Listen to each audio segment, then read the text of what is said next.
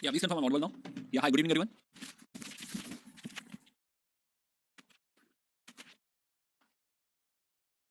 Yeah, mic testing, mic testing. All okay now? 1.0? Audible? Okay, okay. Yeah, so good evening again. I'm sorry, my mic was not on. So yeah, so I hope everything is fine now. I'm audible, visible, right? Technically, everything is correct. 1.0, 1.0 and 2.0, both are here. Okay, great.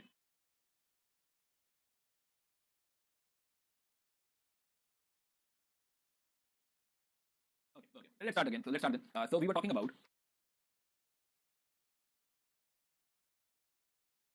again, quick revision. So currently we are in the modern frame, right? Modern frame, starting from roughly 325 BC and it went till roughly 200 BC, right? And we were talking about initially Chandragupta Maurya, then Bindusara, and then Ashoka. Ashoka, we realized that he had embraced Buddhism, right? Chandragupta Maurya had embraced Jainism, and Bindusara had supported Ajivika. So all three had supported different religions, a different sect actually. Ashoka. From here we got to know that Ashoka, developed some kind of philosophy which was Dhamma, right? And then we were talking about the spread of Dhamma, rock edicts, pillar edicts. Also, we got to know that this is more like a social, doctrine. It's something like a social doctrine. How to behave, how the society should behave, right? More about ethics and all, right? So yeah, this was Dhamma. And then we were discussing that during this era, Arthashastra was written. Arthashastra. So with the help of Arthashastra, we were talking about various domains. So basically, we were discussing Saptanga theory, Saptanga, right? Saptanga theory. Now in Saptanga, we had discussed Swami, Amatya, Janapada, then Durga, Kosh. Five, yeah. So 1, 2, 3, 4, 5. Now two are remaining. One is Dand, and the next one is your Mitra. Yeah. Only two, जो है अंग were pending. The rest five we had discussed. Yeah. Yeah. Okay. Okay. So yeah, so if you have joined now, if you have joined very recently, then our suggestion, I think this course is close to its completion, right? So my suggestion is that do watch the classes on the on time so that you don't have more backlogs. But as soon as possible, go and finish the previous classes as well, right? है ना? You will not be able to get 100% what we're talking about here. But जो है, if you don't attend them, then your backlog will never be completed. So our suggestion is, right, rest your friends can suggest more on this. What you should be doing, right? So yeah, Saptanga. So maybe during these classes, right, continue with the batch and do not miss the classes anymore, and watch the previous classes as soon as possible. Okay. Okay, so let's continue. Let's talk about Danda now. So Kosh was economy. Economy we had completed. The last part was pending, which was Danda. Danda means Bala, justice. Okay, so let's start from here. Yeah, everyone aligned? Shall we?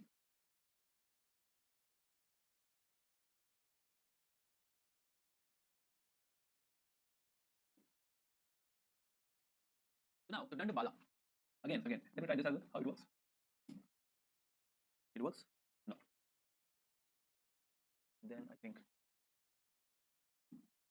what is this? Clouds. Okay.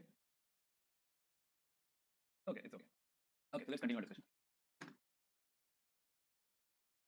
Yeah, ancient India is going to finish, not the course. Okay. Yeah, ancient India is about to be finished soon. Not yet. Not.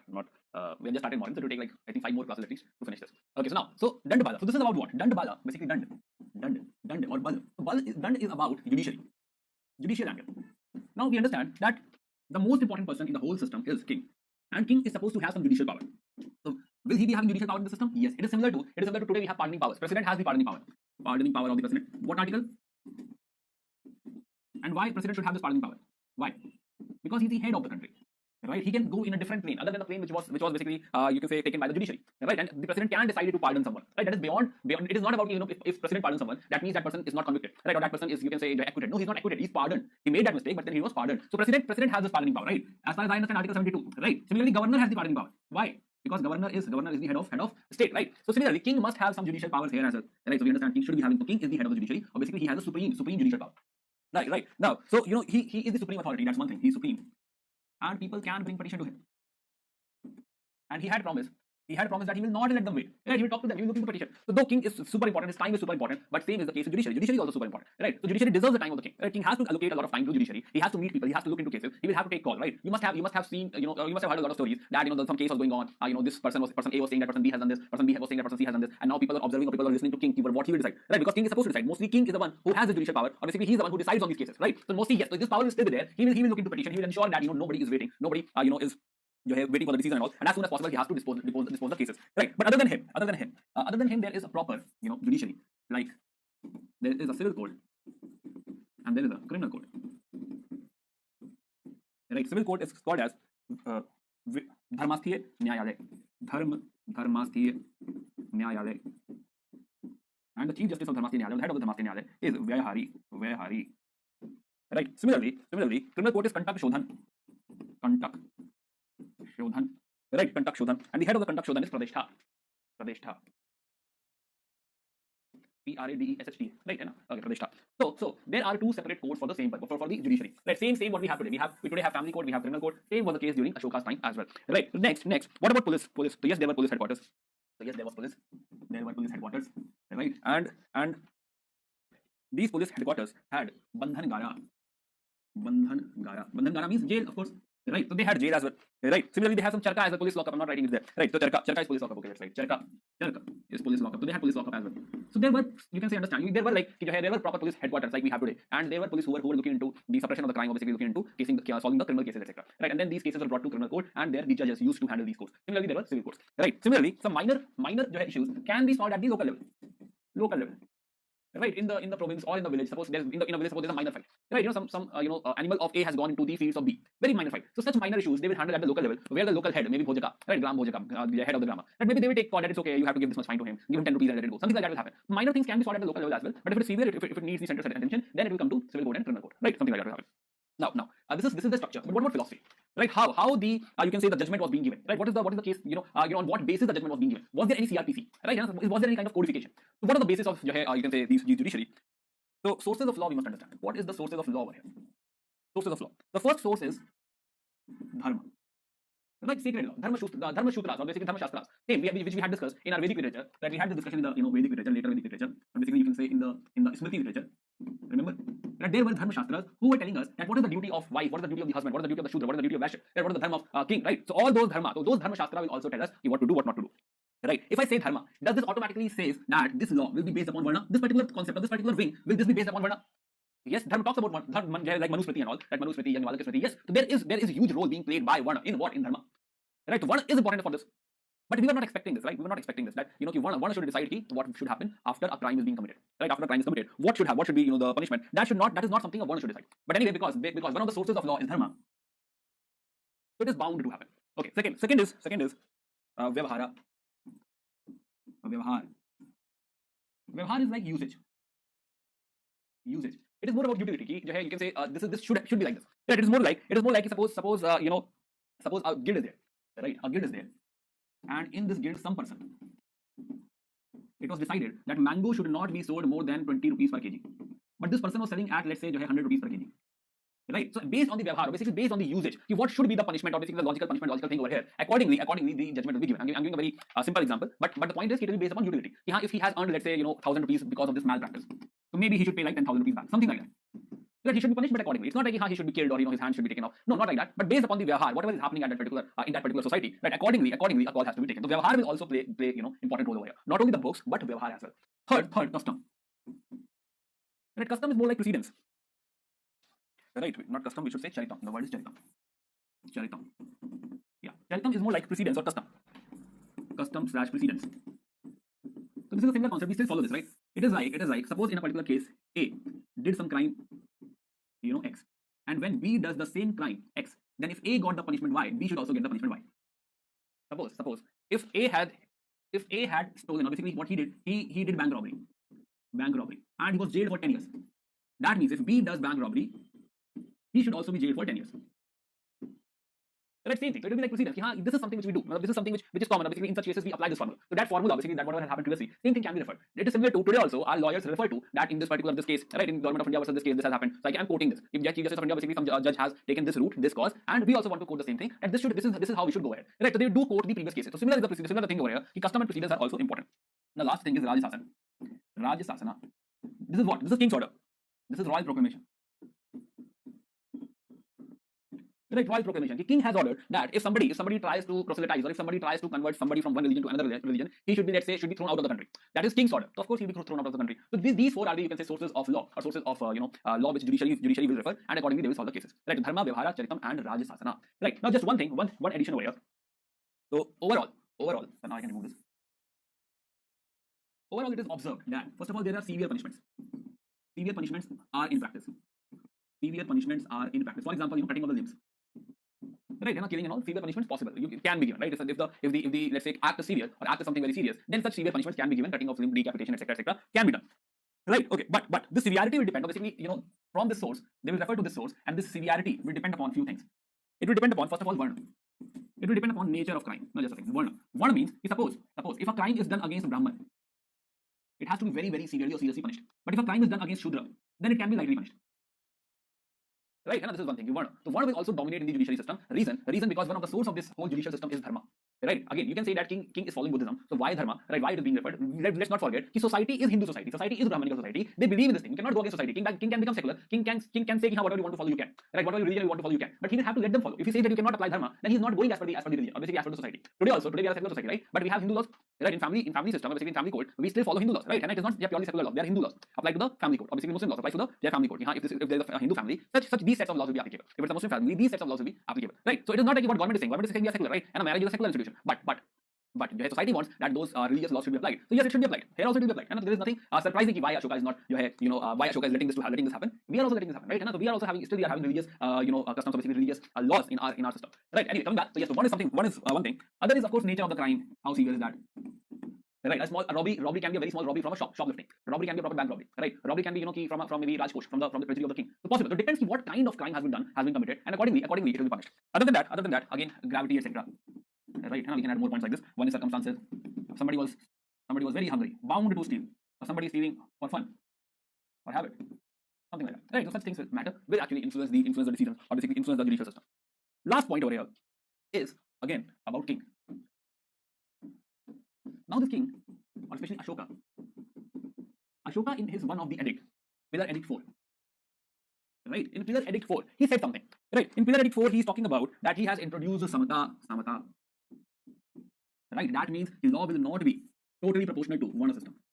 Right, again, this does not mean that it was 100% eradicated. Right, maybe we are not very sure. We exactly don't know what is the extent of Samata, but he has claimed from one of his edicts. We understand that he has claimed. So maybe in his time he has removed the disabilities or the discrimination faced by, or the discrimination based upon the Varna. Possible, right? So he is claiming that he has introduced Samata system over here. Samata. So technically Varna should not be the base of the judiciary. Right. Second thing he says that plus additionally you can appeal again if you think something is wrong. Basically the verdict given to you is inappropriate. In that case, within 3 days. You can appeal, right? You can say that I'm not happy with the judgment. Can you please reconsider? So this is also a possibility, right? And you can appeal, or basically this applies if there is a case of death penalty. Today also we have this pardoning power, right? And a death penalty, you can apply for the pardoning if there is a death penalty. So it can be commuted. Yeah, so this is all about judiciary in the era of Ashoka, right, or in the era of Mauryas. So yeah, so we're talking about, yes, first of all, king has powers, judicial power. Second, separate system of criminal court and civil court. Similar system can be there in the local level, or it can be like the head can handle minor crimes. Similarly, police system also is there. That means the policing or proper police system was there, or people or state had appointed police, right? They had appointed police. So there was jail, there was proper police lockup. Other than that, the philosophy of the judiciary system is based upon 4 things. One is dharma, right, which is your Smriti literature, Dharma Sutra, Dharma Shastras, like Manusmriti. Right, second is vyavahara. Vyavahara is usage. We discussed that it is more upon utility. Third is charitam. Charitam is custom or precedence. Whatever has happened previously. From there, we can take cue and we can move ahead accordingly. And last is the order of the king. If king said that for this punishment this will happen, that is a proper act of law, then royal proclamation will be followed, Raj Sasana will be followed. Additionally, we're talking about how severe a punishment can be. It will be also dependent upon gravity of the situation, circumstances, nature of the crime, and the varna. Right. Here the varna element is very, very important because it is dependent upon dharma. Also, it also decides the severity of the punishment. Also, Ashoka said that he has issued samta in his one of the Pillar Edict. He said that I have proclaimed samta. So the law should not be dependent upon the Varna system. There should be no disability or discrimination based on the Varna system. This is also proclaimed by our king Ashoka. Right. Similarly, he's also saying that you can appeal to me in case of death penalty. There lies appeal. Right. Within 3 days you should appeal. Yeah. So this is the 6th limb, that is dand or bal. So this was about judiciary or justice. Coming to the last limb, which is your mitra. So mitra is about diplomatic relationships. So suppose if this is the state, then how should be our relation with the neighbors? Right, neighbors. What kind of relationship we should have, or the king should have with the neighbors? So this is being suggested in Arthashastra. Again, this is from the book. So instead of taking India's map, we can understand that this is about a state and its neighbors. Right, because it's important to maintain neighbors, right? Okay, so let's see what this particular limb says. So this says that if you want to become Vijigishu, now this word Vijigishu means word conqueror. Right, if you want to become world conqueror, if you want to become one of the biggest king, right, then you have to follow the whole Saptanga theory. So though it is written in Mitra, but Vijigishu is the one who follows Saptanga theory. If you follow Saptanga, you can become Vijigishu. Right, you can conquer the world. So Mitra also is part of this game, the last philosophy, last theory. So Mitra says that there are Chadagunya. Right, so one of the limb is your Mitra, and Mitra talks about guna. Hey guna, Chadagunya. Hey talent. Hey characteristic. Chadagunya. Now it is very, very simple. It is not at all complicated. Right, very simple. The first guna is Sandhi. Sandhi is simple, right? Sandhi. Now संधि means कि हाँ जो है if you are weak, for example A is, let's say A is weaker than B, then what they should do? They should do संधि, they should do friendship. Right, that is something because A is weaker. So if A is weaker, he should not fight. Right, that is what suggested. कि हाँ, if A is weaker, if you are weak, then just simply go and do friendship. Right, become a friend. Second, if A is stronger, then second is Vigraha. Vigraha. So suppose if A is stronger than, let's say, C, then he should be hostile. Maybe not attack, but be hostile. Right, don't listen to C. You can penetrate a bit. It's okay. You can become hostile if you are strong enough. Right. Then third is asana. Third asana. Suppose A and let's say D, they both are equally powerful, right? So asana, sit quietly, do not do anything because you both are equal. Because since you both are equal, that means that you both will actually lose power. If you start fighting, you both will actually get bleed, and it will be like damage to both of you, and there will be no output. And that's very logical as well. If you both are equal in power, then don't fight. Then please don't fight. Right now, the fourth is yana. Yana means if you are very strong. For example, let's say this small state E, right? If you are very strong, then go destroy. Right? Then he should become your part. Then he should not be your neighbor. He should be you. Right, then you should destroy. You should be like Yan. Yan means like car, right? Car, Yan. For example, Yan is something it flies or moves, right? That is Yan. For example, Mahayan, greater vehicle. So vehicle. So Yan is you take your vehicle and smash, and something like that. So Yana. The fourth is Yana, where you can do military expedition. You can attack if you are very strong. Then the fifth one is Samshraya. Fifth Samshraya. Samshraya. So this is more like Ashray. This is more like in Hindi Ashray. So you seek shelter. So suppose there is a state which is very big, very big. Let's say it is F, and if it is F, then A should go and ask help from C. Right, or maybe something very big, right? Maybe not C. Maybe some other state which is very big. Go and ask for help. Seek shelter, run. It's time to run, something like that. You need to seek shelter. And last one is Dvaidi Bhava. Sixth one, Dvaidi Bhava.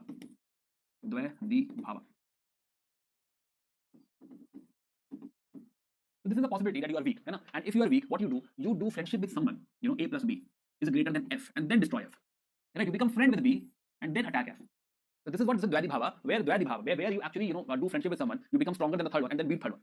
Agreement. So these 6 things are referred, basically suggested in diplomacy. Right? Accordingly you can take call. Depends what is the characteristic or what is the strength of the one before you. Right? If he is very strong, then maybe you seek shelter. Right? Or you can go for Dvaidi Bhava. You can get someone who is stronger than him. Together you both are stronger than him, and then attack. Something like that. So this is all very commonsensical. It is not like something you cannot think. But it's just an affirmation. This is just a confirmation that what you are thinking is correct. Right? As per Shastra, you should do this. Something like that. Okay. Also there is a proper department of foreign affairs. He also talks about that there has to be a proper department of foreign affairs. So Nisri Harta Duta, right? 3 types of Dut, ambassadors. So there is a proper department, and there should be ambassadors. Some very senior ambassadors, like Nisri Harta Duta. For example, S. Jaishankar, right? He will be the one who understands the foreign policy. And if you send S. Jaishankar, right, he will go and he will talk and he understands what to say and what not to say. Right? So such kind of senior ambassador will be called as Nisri Harta Duta.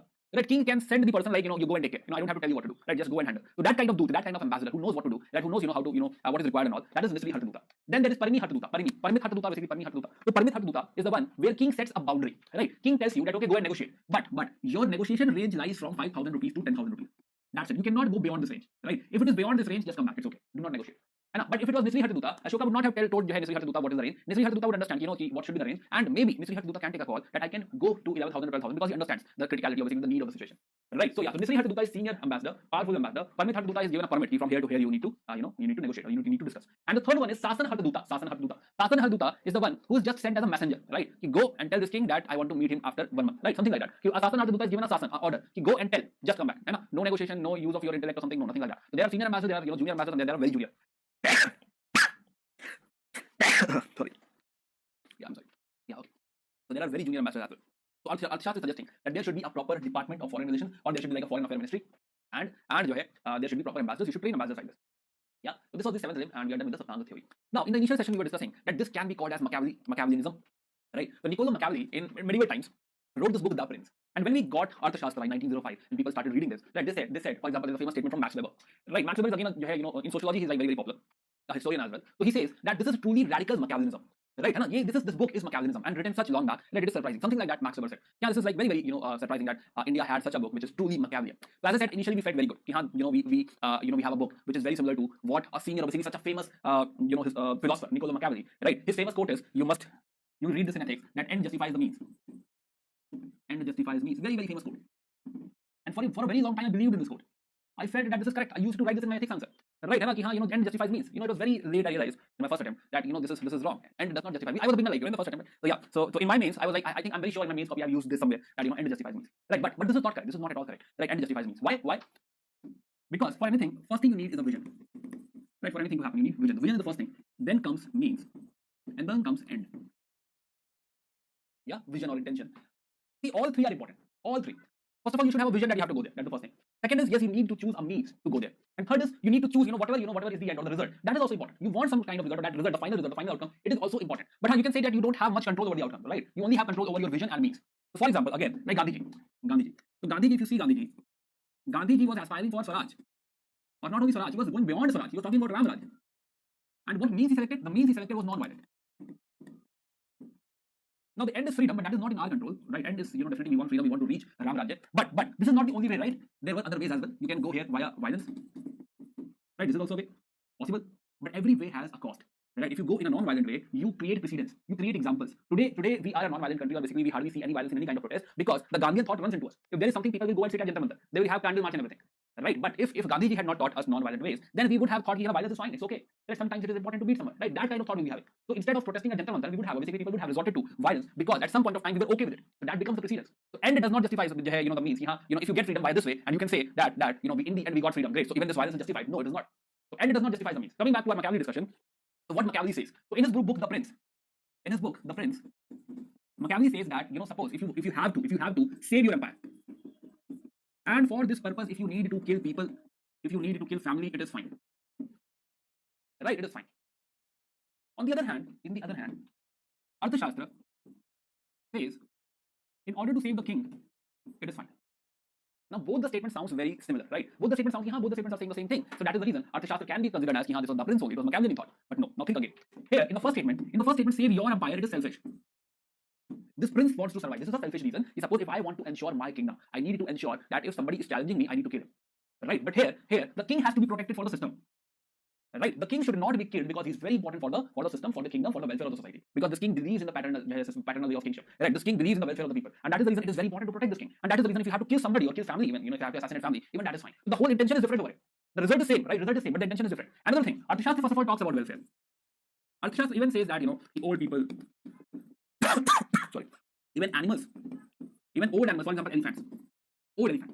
Now, old elephant is of no use for war, right? You don't have the utility of an elephant for war because it's very old, right? So technically, you should discard. You should not care. But here Arthashastra says that no, you should not be thinking in that direction. You should be taking care of elephants, horses, even in the old age.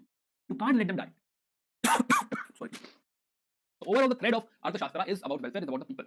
Here, Arthashastra is fine killing them so as to save the king. The prince, they are fine killing them so as to prince can save his kingdom. Right? It's very selfish and it should not be called Machiavellian. So now the historians believe that it should not be called Machiavellian. They gave all these reasons. It is different. Right? Plus Arthashastra about welfare.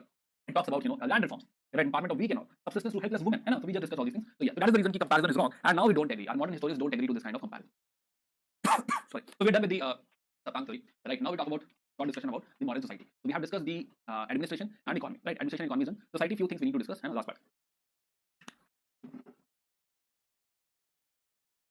Again, not much in society. Yeah, so there is no difference as such. What system is there? We have already seen that fold. Right? One side there were Shudras, one side there were Vaishya, one side there were Kshatriya, one side there were Brahmins. So that shows what system is there because society believes in the one system. Yeah, the one system continues. By the way, okay, wait. Let's have a short chat. Chat is on 30-second chat, 30 seconds to 1 minute. Depends. Yeah. Are we all aligned? Shall we? Yeah.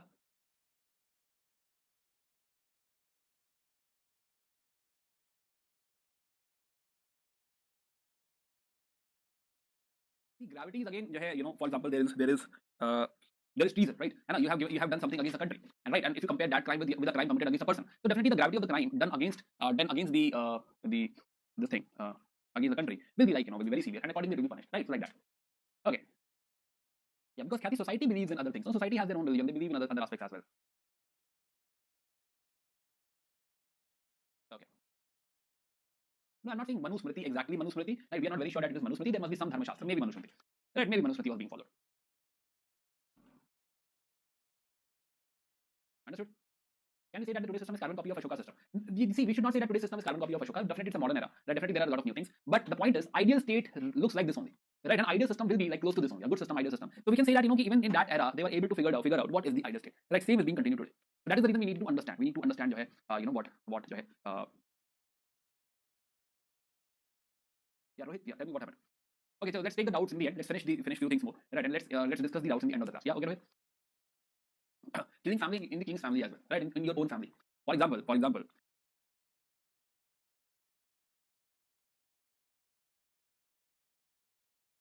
yeah. Even in the Mughals, right? Mughals brothers used to fight for the kingdom, right? I should be the king. I should become king, or some other person should become king. So for becoming king, they need to fight, right? So that fight is like for kingdom. Sometimes it is like accepted. There will be a fight. Okay, so yeah, so we're discussing what system, society. Society, there is not much to discuss, but few points will add. Okay, Jainism is custom, right? Okay, so now to one system. So this is same society. We have just studied later Vedic era. This is same society. Same Brahman Kshatriya are on the top. Let Vaishya. Social status will increase. Why? Because gradually Vaishya is becoming more and more rich. Why? Because they are also involved in trade. So Vaishya is becoming richer. So if your financial status is high, you cannot be discriminated against. Right? So that is the reason. Because the Vaishya is becoming rich because he's merchant, he's trader, and overall economy is rising. So Vaishya is also rising. Right? He's the only tribute payer over here. Only tribute payer. So yes, his status and all will increase. Right, his social status will increase. Similarly, Shudra. So Shudra, same at fourth number, same idea, whatever we have studied in later Vedic era. Same society is being continued, not much changes. Now, the only change what we will observe is that number of untouchables will increase. Right, untouchability, Shudra, or not Shudra, Chhuachut, Chhut. So number of untouchables will increase. For example, earlier in later Vedic era we were talking about Chandalas, right? Chandas. Then now we'll see a new group, which is Shwapakas. Shwapakas are technically one who breeds dog breeders. So untouchables are called as Antavasain. Why Antavasain? Because they were living at the end. Antavasain, Ant means end, Vasain means right, to live. So in the end, so their villages were in the end, towards the forest. To Antavasain, right, very outskirt, very far, something like that, right, very far, to Antavasain, living at the end. The number of untouchables will increase. That is the only thing with the, you can say, expansion of the society. Gradually there are more untouchables coming in, right? Okay, otherwise in the edicts and all, Sati is not mentioned anywhere. Ashoka is not talking about Sati in his edicts. Okay, but Megasthenes, he has some other thought process. We understood that he is termed as liar, right? So a lot of things he will say, he has written in Indica, is wrong. So he has also said that there were no slaves. So as far as he understands, there was no slavery. Right, but we know that slavery was there. Slavery is common. Yes, so slaves were there. We have discussed one concept called what? Shunya Nivesh. Shunya Nivesh was based upon slavery only. Arthashastra talks about slavery. Right. So now let's discuss what is slavery over here. How to become a slave. Slavery. See, one way of becoming a slave is prisoner of war. Right, prisoner of war. Like we saw yesterday, that from Kalinga, Ashoka got so many prisoners of war. Right, some 1.5 lakhs prisoners of war. So prisoner of war. Now prisoner of war is like, you have defeated the whole kingdom. Right, their whole army will become your slave. They will serve you. Why? They will serve you because you have given them life. You could have killed them. You had that option. So instead of killing them, you have given them the life. Okay, you can live, but you will have to become, or basically you have to serve us as a slave. Will they agree? Yes, of course they will agree. Instead of dying, they will say, we'll serve you. Whatever you will say, we'll do. So prisoner of war is one way of having slaves. Second way is debt. Right, second way is debt. So suppose A took 1,000 rupees from B. Right, A took 1,000 rupees from B. Now, what if A consumes these 1,000 rupees and is not agreeing to return? What will happen? Then A will become slave of B. Right? So debt is another thing. If you take money and if you don't return, right, you can become slave. So slavery, that is the another way of becoming a slave. So these are the two major ways to become slave. Right? Okay. Other than that, there can be some other ways. For example, somebody has captured someone, attacked someone. Right? Now these are the additional ways. And this is not important. So yeah, these two are the main ways by which you become a slave. Now, Arthashastra says that no Arya can be converted or pushed to slavery. This is you can say a straightforward statement from Arthashastra. Right? Arthashastra says that no Arya cannot be pushed to slavery. Are you getting a point? And think about the statement. Any Arya, any citizen of, let's say, of Ashoka, that cannot be pushed to slavery. Now, this is right. It is right. If you are a person or prisoner of war, you will become a slave. If you have taken a debt, you will become a slave. No doubt, these two ways are there. But other than that, suppose if I'm a person living in Ashoka's, let's say living in Patna, there is no way you can make me a slave. Suppose if I'm not taken a debt, I'm not prisoner of war, then you cannot convert me into a slave. Right? So none of the Arya cannot be pushed to slavery. Arya cannot become a slave. This is a straightforward statement from Arthashastra. Right? Okay. So now this question came in 2022. This is UPSC Prelims 2022. Now read this question. Do I have better version of this? No. Okay. Is it legible? Read the question very, very carefully.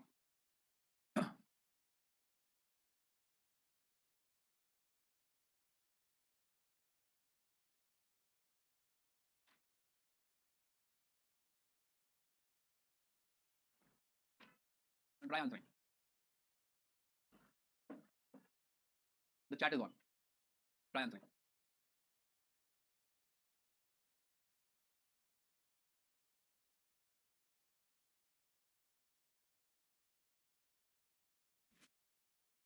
A, maybe B, maybe C, maybe D. Okay. Okay. So two things. See, I understand. It is not like we can do PhD in Arthashastra, and this question is tough. Right? No doubt that this question is tough. Right? But can we give it a try? Yes, let's try. So a person could be a slave as a result of judicial punishment. Now, it is saying judicial punishment. Why a judicial punishment is this possible to make somebody slave? Can judicially make somebody slave? Okay. Second statement, if a female slave bore her master a son, he was legally free. If a son born to a female slave was fathered by her master, the son was entitled to the legal status of the master's son. Right? Okay. So again, it's not like we'll do PhD in everything and then we will go to UPSC prelims. But we understand the logic, right? Logically, let's try thinking about this. One thing which we'll keep in mind, that Arya cannot become a slave. One thing. Second, slavery. There are only two methods. One is prisoner of war, and another one is debt. But mainly two methods are there: prisoner of war and debt. These two concepts will keep in mind. A person could be a slave as a result of a judicial punishment. Now, this looks like that statement is wrong, but think about this. Suppose in our previous statement, right? If you have taken, let's say, 1,000 rupees from B, and if you have not returned to B, will you automatically go to B and say, sir, I'm really sorry, I'm not returning 1,000 rupees, now I'm your slave? Will that thing happen? Yeah, will that thing automatically happen? No, A will say that, sir, give me 10 more days, I'll give it back to you. Right, give me 20 more days, I'll give it back to you. There has to be something which somebody or somebody who enforces this. Right? So this will be enforceable only by law. So technically, we will have to go to judiciary, and they will say that, okay, now you are slave of B. So by judicial punishment, can this happen? Yes, this can be. This is a possibility. As a judicial punishment, a person can become slave. It is not like he cannot become slave. When we say that Arya cannot become a slave, it only means that somebody by force cannot make you slave. By force, it is not the case.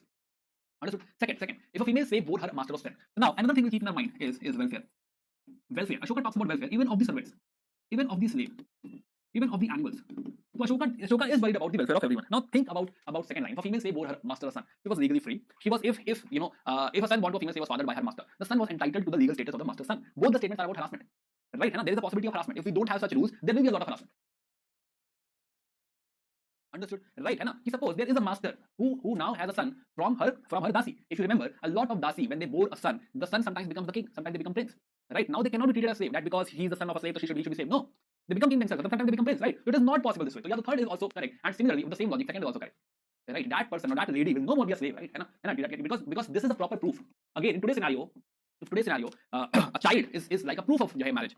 Right? Especially in the village, in the living relation, government, basically the judiciary has approved, basically judiciary has taken this cognizance that if there is a child, it automatically means you are married.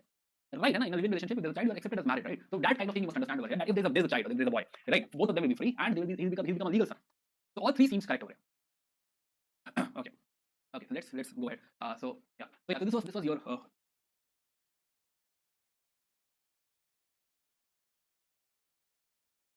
let's continue our discussion. So how Ashoka's policy did not. So what happened after this? After this we realized that immediately after Ashoka, so Ashoka retired around 232 BC. 232 BC. So when Ashoka had retired, what will happen? That one part of the kingdom will be taken care by Kunal, right? Son of the Ashoka, Kunal, and other part of the kingdom will be handled by his another grandson, Dasharath. Right? But soon, very soon, within 8 years or somewhere, this will be united, but a lot of the kingdom will be lost. Right? Another grandson, Samprati, will unite. Again, we don't have to know the story, but yes. So immediately after the retirement of Ashoka, things have gone out of control. Right? There is no king like Ashoka after Ashoka. Right? Who will continue this pan-India empire, or who will handle this big empire? Immediately after Ashoka has gone, the lords, or basically the powerful people under Ashoka, they started saying that now we are free. Now we don't care. Ashoka is not there. We are free now. So this kingdom will start to decline immediately after Ashoka. The system will not survive after Ashoka. Now, roughly around 185 BCE, the king is Brihadrath. We are talking about 232 BC. So 232 BC, Ashoka has retired, and now we discuss the decline. After some time, within 50 years, 185 BCE, the king was Brihadrath. Now he's the last king. He had a general, Pushyamitra Sunga. Right? So Brihadrath was the last modern king, and he had his general Pushyamitra Sunga, and Pushyamitra Sunga was a commander and a main commander, head of the whole army. So one day, Brihadrath was inspecting the army. So during that audit, Pushyamitra Sunga killed Brihadrath. And from here, from 185 BC, a new dynasty will start, which is Sunga Empire. So from 185, there will be a new dynasty called Sunga. We'll talk about Pushyamitra Sunga, we'll talk about Sunga dynasty, but few more things to discuss about modern empire. Yeah. So cultural contribution, right? Cultural contribution. So cultural contribution of Ashoka.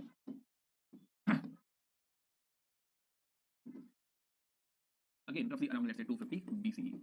Now Ashoka is the king who started thinking, earlier wood dominated as a building material, but from the reign of Ashoka, right, the whole thought process shifted to stone. Now stone will become very, very important. Everything, whatever is possible, people will try to construct out of stone. Right? And everything people will try. The king will try, or even not only king, but the other powerful people will also donate, and they will try to have as much possible usage of stones. Right? And for example, we have seen that this basically technically becomes our vantage point, go-to point for all the cultural contribution, or basically from all the cultural discussion. Right? You can say culture technically starts from here. Culture for UPSC technically starts from Ashoka. Why? Ashoka is the one who started making pillars.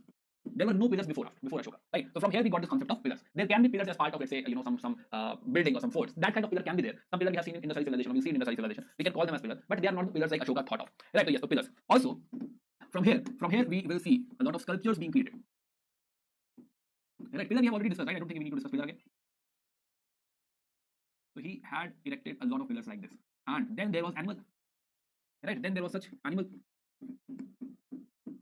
Now, when we started creating animals, when king is paying to create animals, don't you think that the people who make these sculptures, they will be specialized, they will create great sculptures, right? Very, very beautiful sculptures. And now they know the art of creating sculptures, right? So from here, because Ashoka has supported, and especially you can say that this is the region, Banaras and nearby region, they will be like pro in sculpture. Why? Because Banaras is the point, Chuna is the point where this pillar, basically all these animals and all sculptures are being created.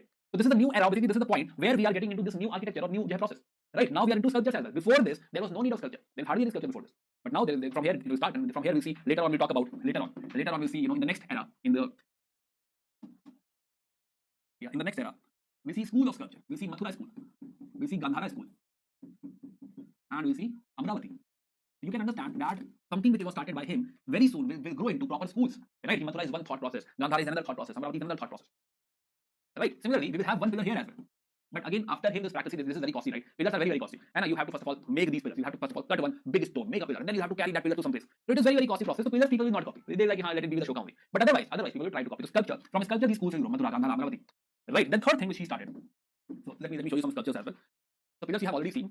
See sculpture. So this Didalganj Yakshini, this is a polished stone sculpture, very, very beautiful. Right? This Didalganj Yakshini, famous as Didalganj Yakshini. Right? This is Yakshini, technically related to Jainism. Now again, right now, for next 15 minutes, we are only going through the cultural contribution. We are not studying culture, right? When I teach culture, I'll talk about the traits of Didalganj Yakshini. What are things you can see, right? What are new characteristics of Didalganj Yakshini? That discussion we will have in your culture course. Today we are just trying to place what all things happened when. Right? What is the cultural contribution of Ashoka? But in culture, I talk about sculpture as a whole. See, what is the difference between sculpture here and sculpture in the other era and sculpture later on? Right? So that discussion will be only about sculpture, right? So then we'll be talking about what stone is used, what kind of elements are there in this photo. Right? There we'll have that discussion. Today we are only placing Ashoka had started all these things, and later on we'll see the impact of basically the 3D diagram and everything in your culture course. So yeah, Didalganj Yakshini. Similarly, this is again one portrait in Kangan Haldi, right, Karnataka. And in this Kangan Haldi portrait, there is a term Ranyo Ashoka. Ranyo Ashoka means Raja Ashok with his wives, right? And Raja Ashoka with his wives. So yeah, Ashoka, Ranyo Ashok in the Kangan Haldi portrait. And so yes, this sculpture will start from here.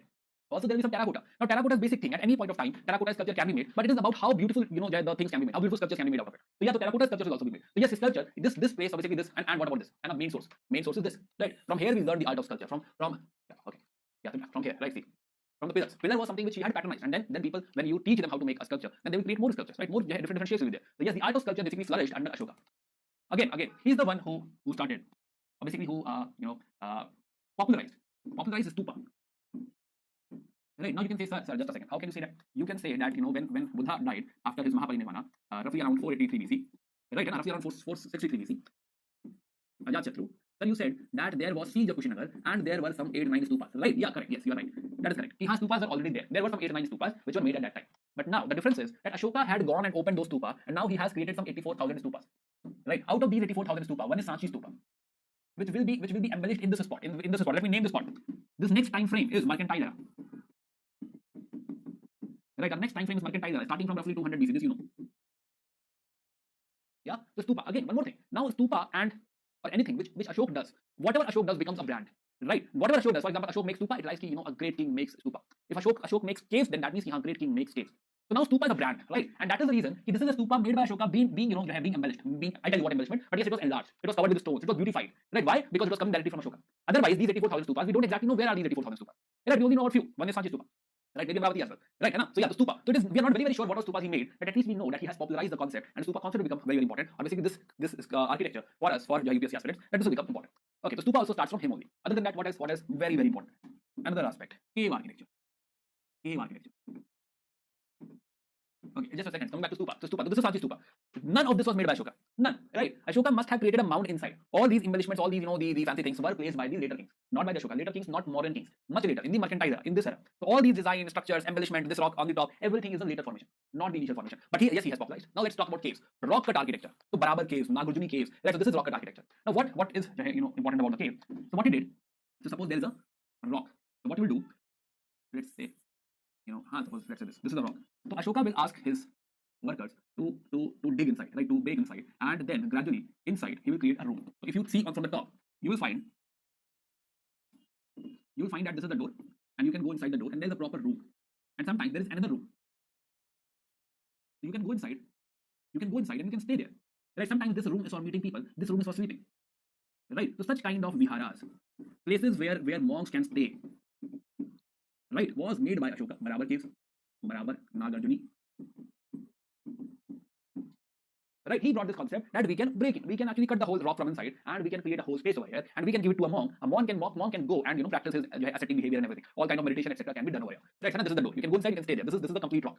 Right now, because Ashoka did this, right? So this cave idea came from Ashoka, and that is the reason cave architecture will become very, very popular over here. So in Maharashtra, there will be like 450 plus caves, generally made by Satavahanas.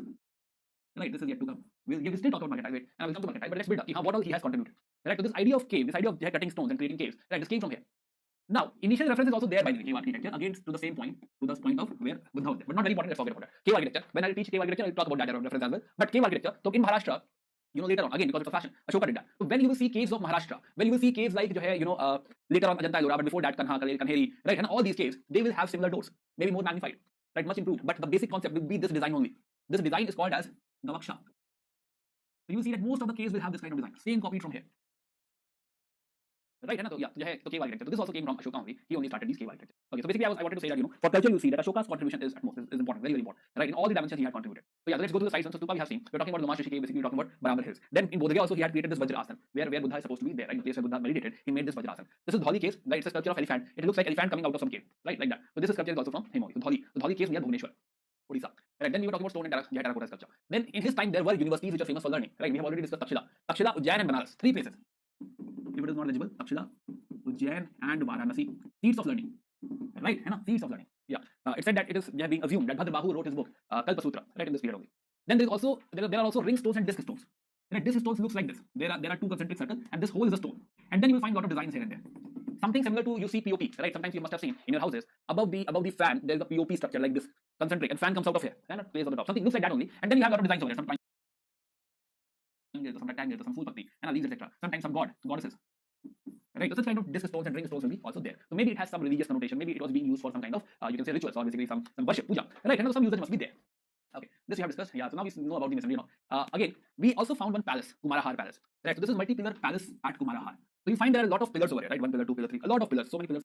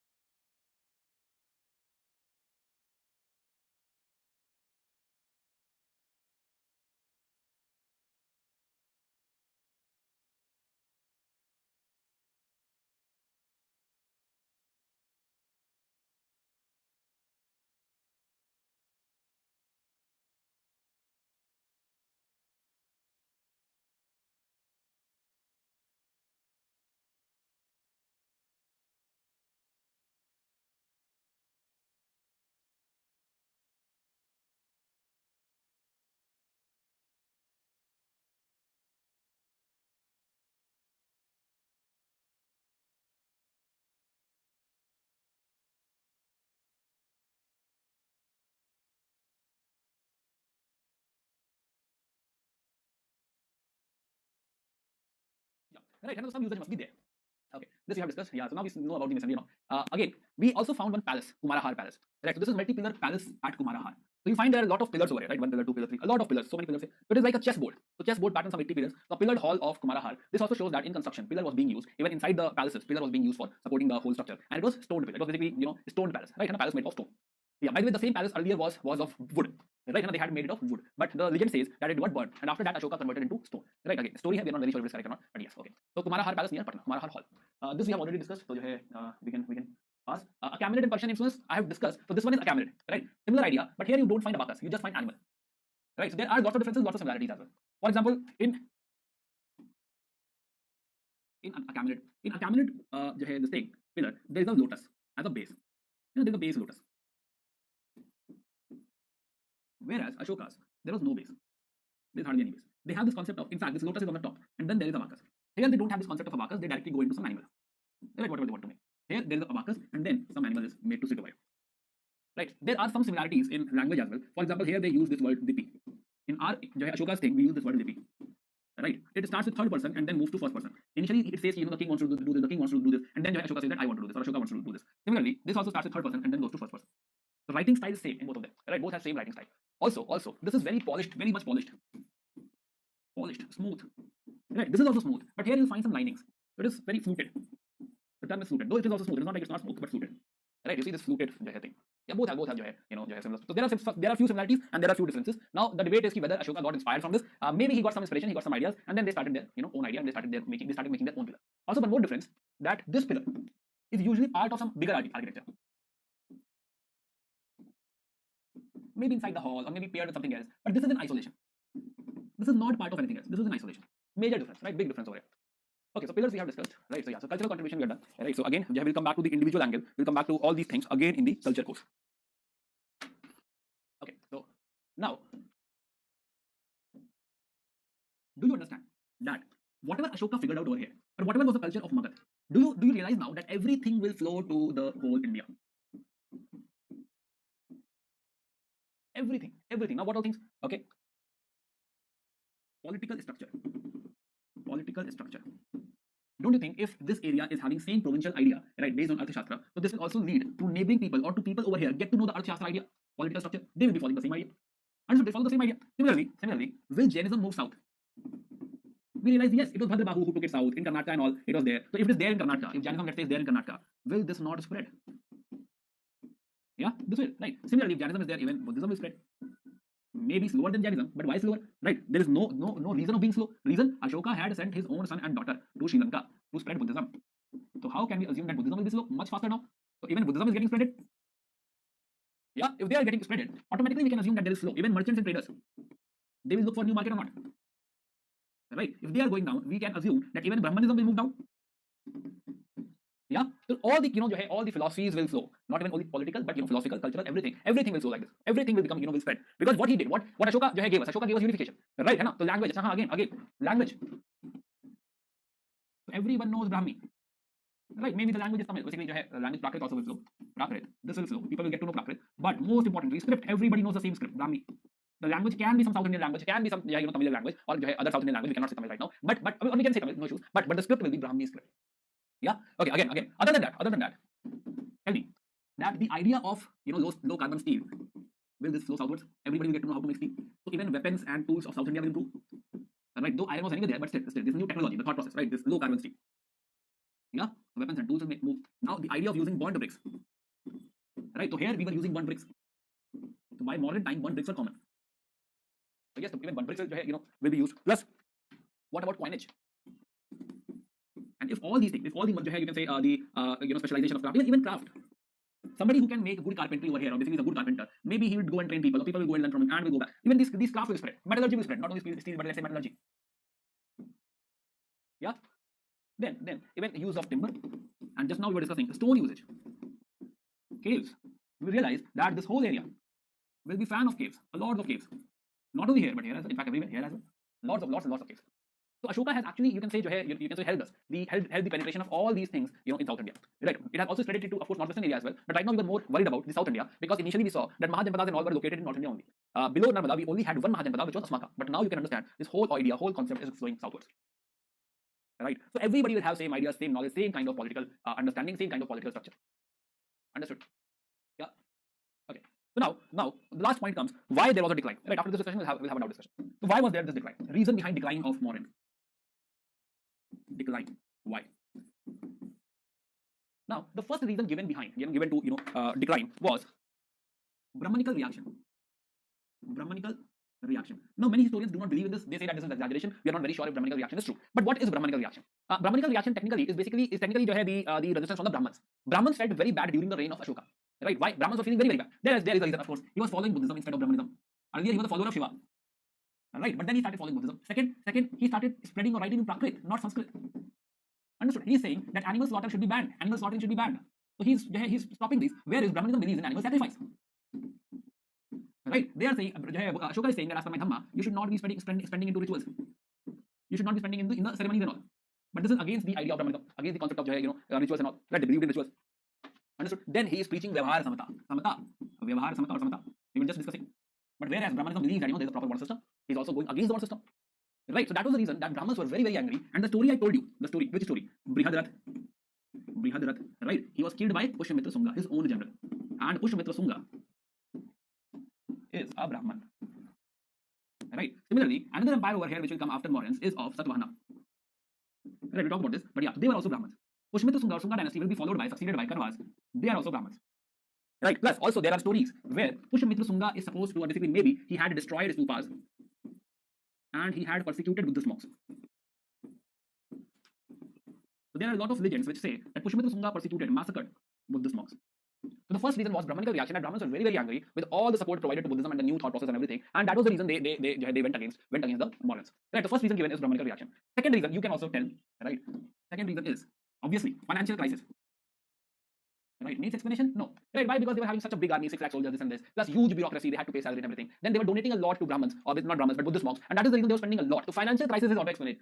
They're supposed to be, they were bound. Because of this much heavy expenditure, they were bound to participate in the economy, they were bound to, create PSUs, Shunya Nivesh, etc., etc. Right, so yes, this is heavy and will lead to their decline. Third is, their rule is also oppressive. Oppressive rule. Oppressive rule. So we saw that there was some revolt, etc. in Takshila. There is corruption and there are some Dushtamatyas, corrupt officers. Right, Dushtamatyas. And because of this corruption, people will not be, very happy with them. And if choice given, right, if there is an opportunity, they will rise against against this empire. Then, again, one important point is spread of knowledge. Spread of technology. See, in the earlier phase, all these things, whatever you have studied, was the superpower of the Magadha. Right, having special, knowledge of tools, obviously steel and all, right, a solid political structure and everything. That knowledge was its power, but then it got shared. Then it got percolated, obviously, shared with everyone, and that power was gone. Right, that power does not, anymore exist. So the spread of knowledge actually, made the Magad lose its edge. So there is no edge as such now. Right, so definitely this is also one of the major reasons. And the last one, the most important one, is your northwest frontier. Northwest frontier. See, before I go to northwest frontier explanation for this time, we must understand that there are two passes. One is close to Kabul. There is Kandahar Pass. Sorry, Khyber Pass, northern side. And another one close to Kandahar. It is Bolan Pass.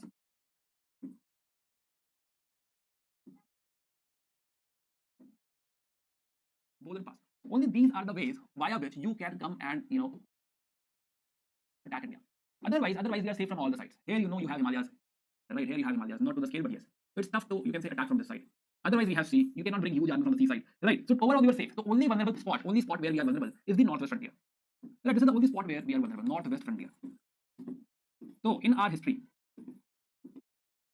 all the attacks will happen from this side only. Right. We realized that Achaemenids also occupied this area, all right. And they also came by this path only. Right. Via Khyber Pass. So yes, they were occupying Gandhara and Kamboj. Right. So yeah. This is the point. Basically, this is the way to come to India. If you want to attack or basically acquire India, you will have to come this way only. So every conqueror or everybody who had invaded India will come via this way. Be it Achaemenid, be it Alexander, be it your mercantile side. We discuss about Bactria and Bactria, Sakas, Kushans, everyone. And then later on, be it Ghazni, Ghauri, right, Delhi Sultanate, or Mughals, or Nadir Shah, or Ahmad Shah Abdali. Everybody, all the attacks will happen from northwest frontier only. And that is the reason UPSC had asked this question: why major battles happen at Panipat? Right, somewhere around 2016 they asked this. Right, why Panipat? Why Panipat is so important? Empire shaking battles happen over here. Empire shaking battles. Yeah. Okay. So now let's get back to our discussion. The northwest frontier is another thing. Now what is happening in Central Asia? There are again some nomadic tribes fighting with each other. Right, and whenever there is such fight, they will try to attack everyone. Like this. Right, they're fighting amongst themselves. And suppose let's A attacks B, B attacks C, C attacks D, D attacks C. That's how they will come towards India. So one side, very very smartly, what China did, China said, okay, just a second, sir. There's a king called Shah Huangti. Now this is happening around 200 BC. Yeah, so Shi Huangti, what he will do? He will say that, okay, I got it. So let's have Great Wall of China. Right, so he made this around 220 BC. He made Great Wall of China, so that he is safe. Right, now if he is safe, then all these fights will come towards India, and now we will face attacks from this side. But is this empire ready for this? No. First of all, to handle Northwest Empire, you cannot rule from Patliputra. Patliputra is too far. Right, it had some local advantage maybe, but this is not the point where you can stop these things. You can stop these invasions. So Ashoka, basically Mauryan Empire, didn't give much heed to this, and that is the reason they didn't. Basically, nobody created such a wall, and that is the reason we will have such kind of invasion in this era, and we will see that right now, in this era after 200 BC, we will be invaded by Bactria, we will be invaded by Sakas, then Pahalwas, and then Kushan. Don't worry, we'll talk about all of them. Yeah, so this is the chain. Now we are going to be, obviously now we are subjected to this new type of attack. Right, various tribes attacking us. Reason, they can't go to China, they're fighting amongst each other, and because the stronger one is pushing the other one, the other one is running towards south, running towards India, and they will attack us. So yes, so now we will see that at this spot, around 200 BC, one side we will see Sunga Empire. right? Pushyamitra Sunga. One side will see Satavahanas, and another side will see that they are coming. Let them come in. Yeah, so this is the decline of Jai Mauryan Empire. Again, concluding decline of why we such a great empire, such a big empire declined. The first reason is Brahmanical reaction. Right, we understood that it is all the aspects of the kingdom was against the Brahmanical thought, and that was the reason that Brahmins were against it. Second is financial crisis. We understood that the army was very very big. The expenditure of the army, expenditure of the bureaucracy, and donation to the monks was high, and that is the reason the state was not having enough money to to survive. Third is oppressive rule. People were not especially on the outskirts like Takshila, like Avanti. People were not happy. Right, the rule was oppressive. Especially if you understand that there is financial crunch, the state will try to exact more money. Right, so people will not be happy with such you can say such an empire where economy is under strain. Third is spread of technology. Magad lost his edge because they have spreaded all the technology everywhere. Now everybody knows everything, so there is no edge which Magad had earlier. Last is northwest frontier. They had not protected this area, same like China did, right? Which is a big mistake, right? So but that is the reason there will be decline. So yeah, so we have finished Magadhan Empire, sorry, Mauryan Empire. A short discussion.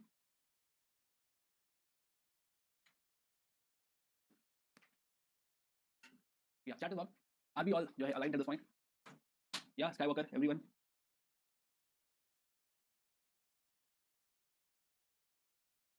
Satavahanas we are yet to discuss. Don't worry. This is next chapter. Satavahana Sunga is basically next chapter.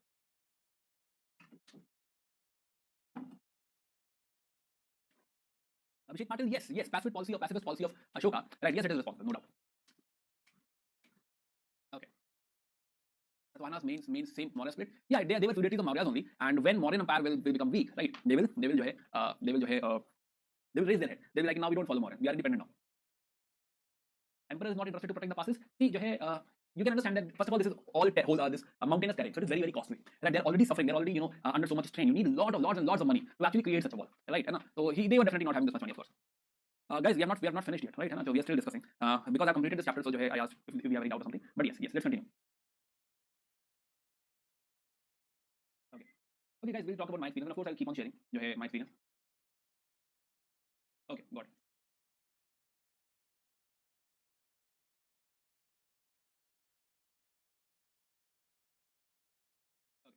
What is Brahmi script? Machiavelli again? Guys, Machiavelli is not the core concept, so let's not invest more time in it. Right? Give it a reading and then ask what you did not understand. Right? Okay. So another question was Brahmi script. Brahmi script was the writing script being used then. Today we are using the English script, or basically we are using Hindi, Devanagari script. Then there was Brahmi script, right? Which was used to write then, right? So yeah, so we talk about languages, all types of script when we will discuss this separately in culture, right? So there we'll have that discussion. Now, coming back to our next topic. So we have discussed all this. Yeah, so PYQs. Okay. Let's attend these PYQs as well. I don't think I'll be able to start the next topic. Okay, no issues. Okay, so now read the questions and see, what is UPSC targeting? Who among the following rulers advise his subjects through his inscription? No sound. Guys, am I audible? Everyone? Yeah? Am I audible?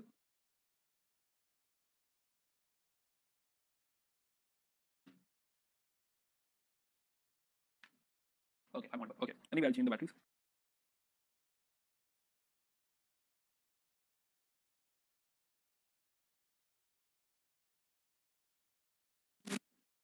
Yeah, okay. So if I'm not audible, then my point is to please check your connections. And if I'm not audible, then I don't know how you will get to know this message. But yeah, anyway, so let's continue. So who among the following rulers advise his subjects? A, everyone? Yeah, it's obvious. Okay. Okay. Next, in which of the following relief sculptures? Yeah, I think students are requesting that their optional class is at 8, so I can continue till 8. Yeah, thanks for informing. Let's continue. In which of the following relief sculptures running Ashok mentioned along with the stone portrait of Ashoka? See, this is 2019. Yeah, 2019. In 2019, they have asked about a sculpture where Renu Ashok is mentioned. See, again, it's not an easy question, right? It's not very popular. It's not very popular. But yes, it is Kangan Halli. Now we know, but the answer is not that easy. Okay. Then 2016, which of the following had first deciphered the edicts of Emperor Ashoka? Do we know this? Pacifist policy means pacifist is against aggressive. Aggressive is where you are hostile, you are attacking people. Pacifist is basically where you try to ensure that everybody is happy and aligned with you. That is pacifist. Yeah, the third answer. Quick. We'll spend like 20 seconds only. Yeah, James Prince. We had the discussion. James Prince, 2016. In 2015, with respect to the art and archaeological history of India, which one of the following was made earliest? Now, this is a question. This is a good question. Now, they're just asking that do you understand the chronology? Which architecture is associated with whom? Right? Lingaraj Temple at Bhubaneswar, Rocket Elephant at Dholi, Rocket Monument at Mahabalipuram, Varaha image at Udayagiri. All these are very, very famous. Right? Even if this question was not asked, even then I would have to discuss all of them.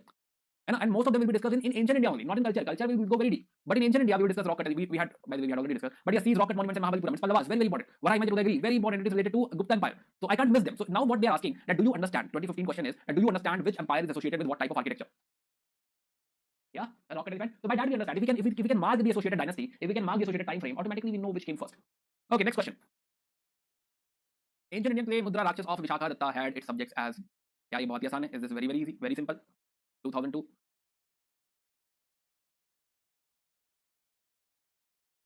quick. You have like 10 more seconds. Everyone. Yeah. Nalanda is in Gupta's. It will come. Next time frame. Right now we are going into mercantile time frame, but next is Nalanda. Okay, then sixth question. Now this is tough. 1998 is a very factual question. They are asking on which number of edict, right? Number they are asking. Where you talk about Sangam Kingdom. So tough to you can mug up everything. But if you have studied and you have a rough idea about where you have seen the Sangam Kingdom, then you can answer. Right? So right now I'm telling you, but when you revise, go through the edict sequence wise. So you understand where is what. Right? So the second and 13th, but still, whenever you revise, go through all the edicts in a chronological order so that you understand which edict talks about what. Okay, then which are the following? Now this is 1998 question. See the relevance. It's important. The important part is it's not about where is what. It is about how relevant is that particular thing. Right? So we had to discuss two things: Saugara and Mahasthan. Remember Saugara and Mahasthan. No, I gave the answer only. Okay, anyway, so we have the ancient Indian records. So we have not only studied Saugara, but we have also studied other edicts. So we know Rumandei as well. Rumandei, you remember Rumandei? Rumandei is where Ashoka had visited. Ashoka had given exemption, tax exemption to nearby area. That was Rumandei. Saugara is the answer. Of course, A is the answer. Good. Okay. 8. Which of the following edicts mention the personal name of Ashoka? See, they also have this one. Personal name of Ashoka. So we saw that there are only 4. Yeah, there are only 4 places where Ashoka is mentioned. One of them is yeah, Gaurav, tax free. Good. Is it D or A? D or A? Sure. D. Sorry. Yeah, it's musky. How many of you made that India diagram, all the edicts, and wrote something on it, as we did in the class? Which of the following scripts of ancient India was written from right to left? 1997. Yeah, good, Shivam.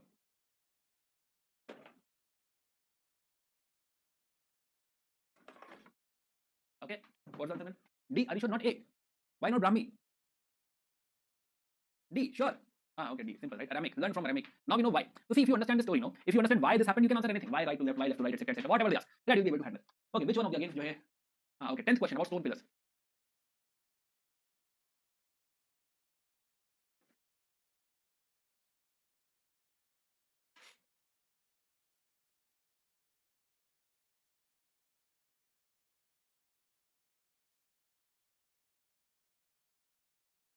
Venkatesha control, man.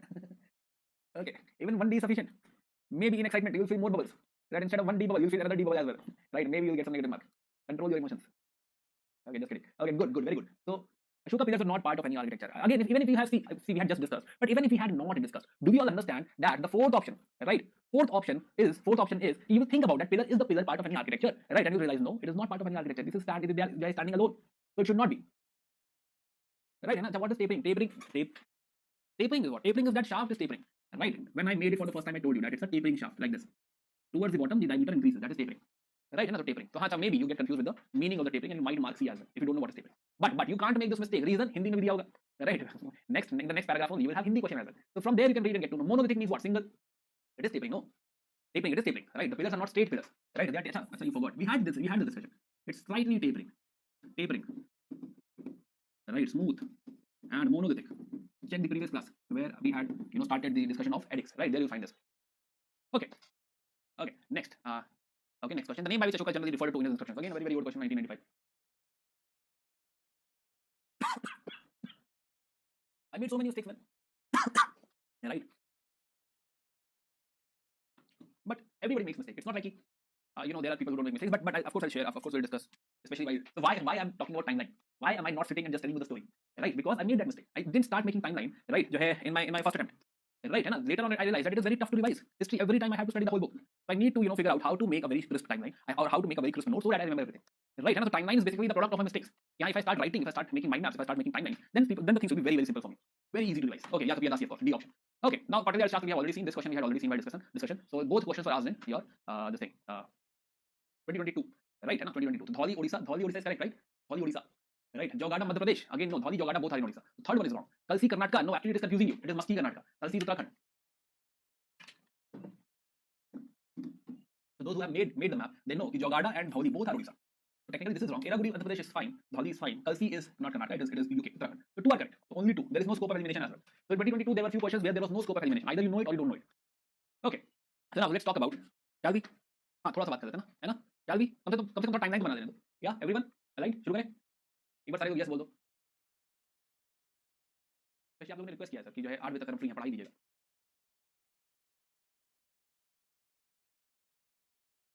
Okay, काफी no हो गए यार. कौन सी year madam दे रहे हो आप? चलो ठीक है ओके. नया टॉपिक है, कल से शुरू करना ही पड़ेगा, शुरू से शुरू करना पड़ेगा, तो कोई फायदा भी नहीं है बहुत ज़्यादा. ठीक है, चलो फिर कल हम लोग यहाँ से शुरू करेंगे 12 बजे तक. हाँ हाँ ओके, एक मैराथन क्लास कर लेंगे सैटरडे को, क्या कहती है पब्लिक? हाँ marathon class on Saturday, how many of you are aligned? नहीं वैसे मैं नॉर्मली नहीं छोड़ता हूँ, लेकिन हाँ नया टॉपिक शुरू करके एकदम जब तक टाइमलाइन एस्टैब्लिश करूंगा मोमेंटम बिल्ड होगा, छोड़ने का वक्त हो जाएगा, राइट? तो इसीलिए जो है या तो marathon class on Saturday, how many of you are aligned to marathon class on Saturday? कर दे 7 आवर ज्योग्राफी क्लास, अच्छा नहीं नो नहीं ज्योग्राफी क्लास, अच्छा ओके। हाँ तो ज्योग्राफी की क्लास होती है तो ठीक है, सुबह कर देंगे, दूसरे हाफ में कर देंगे, क्या ही हो गया, सैटरडे तो है।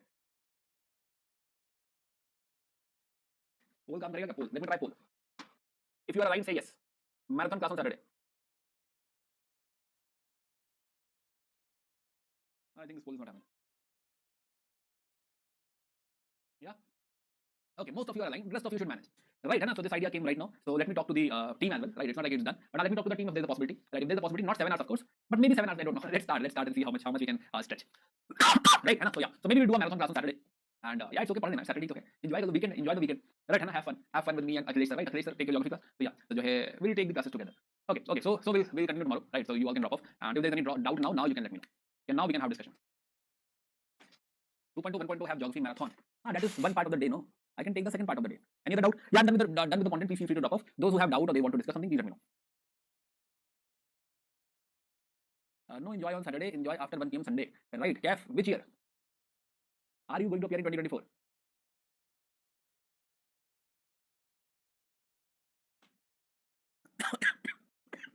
Sorry, 24 appearing on 24 appearing. Okay, then you cannot relax on Sunday, man. There is no rest on Sunday. Right? The fight is on. Okay, answer writing we have not reached the spot where we need to discuss answer writing. Right? Yeah. So my experience of means, see my experience will be helpful more about the learning process, right? How to learn more, how to jo hai, tackle the subject, how to make notes and all, or when not to make notes, when to make notes, right? For example, I do not believe in notes of the starting subject, only timelines, mind maps, right? Why? Because you have proper, you can say, content available in all these subjects, right? Only notes are basically something somewhere you lack is current affair.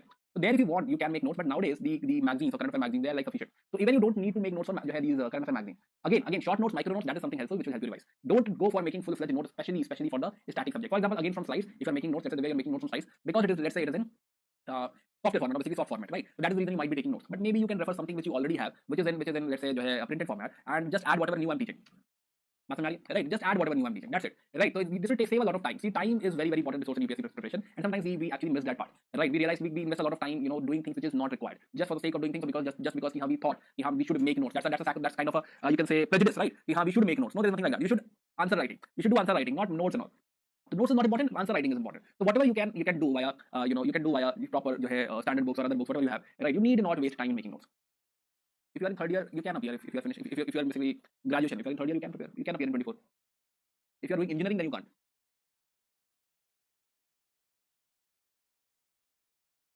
Okay. So CAF, then it's 25 for you. So that means you vote of the CAF from now onwards. Vote of CAF on whether to continue the class or to take a marathon class will not matter. Everyone agree to this, right? Because seriousness will change. Somebody is preparing for 25, somebody is preparing for 24. Yeah, CAF agreed. As a 3-year BSc private call, then you can appear in 24, man. Okay, then he's counted. Okay, you are back now.